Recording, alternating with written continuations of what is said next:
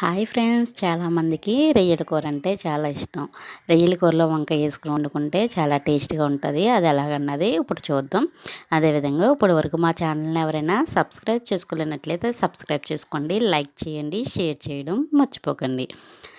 రొయ్యలు చేసుకుని ముందుగానే ఉంచుకోండి.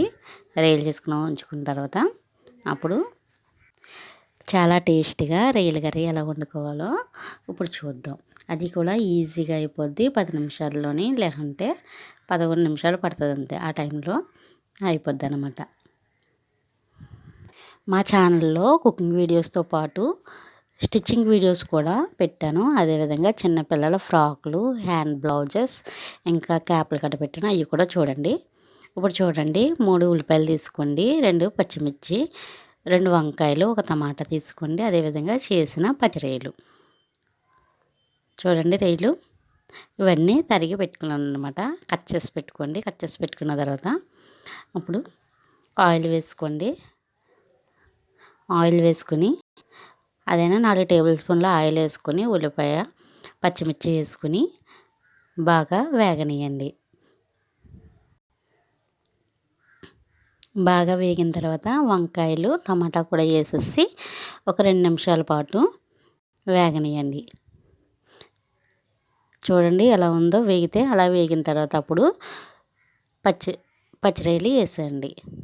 పచ్చిరొయ్యలు కూడా వేసిన తర్వాత ఒక 3 నిమిషాల పాటు వేగనీయాలి. వేగిన తర్వాత అప్పుడు ఇలా ఉంటుంది. ఇలా ఉన్న తర్వాత అప్పుడు అల్లం వెల్లుల్లి పేస్ట్ వేసుకోండి. అల్లం వెల్లుల్లి, జీలకర్ర, గసగసాలు వేసుకుని ఆ పేస్ట్ వేసుకుని 1 నిమిషం పాటు మగ్గబెట్టండి.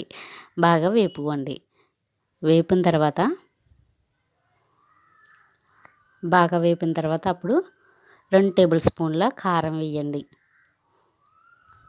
2 టేబుల్ స్పూన్ల కారం వేసిన తర్వాత అది 1 నిమిషం పాటు మగ్గిన తర్వాత కొద్దిగా మీకు టేస్ట్కి సరిపడినంత సాల్ట్ వేసుకుని శుభ్రంగా తిప్పండి. అప్పుడు ఒక పెద్ద గ్లాసుడు వాటర్ వేయండి. ఎక్కువ వేయకండి, పెద్ద గ్లాసులు వేస్తే సరిపోతుంది. వేసి మూత పెట్టండి. మూత పెట్టేసి ఒక 10 నిమిషాల పాటు మగ్గనియండి. మధ్య మధ్యలో ఒక్కొక్కసారి గరిటె పట్టుకుని తిప్పుతూ ఉండాలి. మగ్గనిచ్చిన తర్వాత మధ్య మధ్యలో అడుగంటుతూ ఉంటుంది. గరిటె పట్టుకుని తిప్పుతూ ఉండండి. అప్పుడప్పుడు తిప్పితే సరిపోతుంది.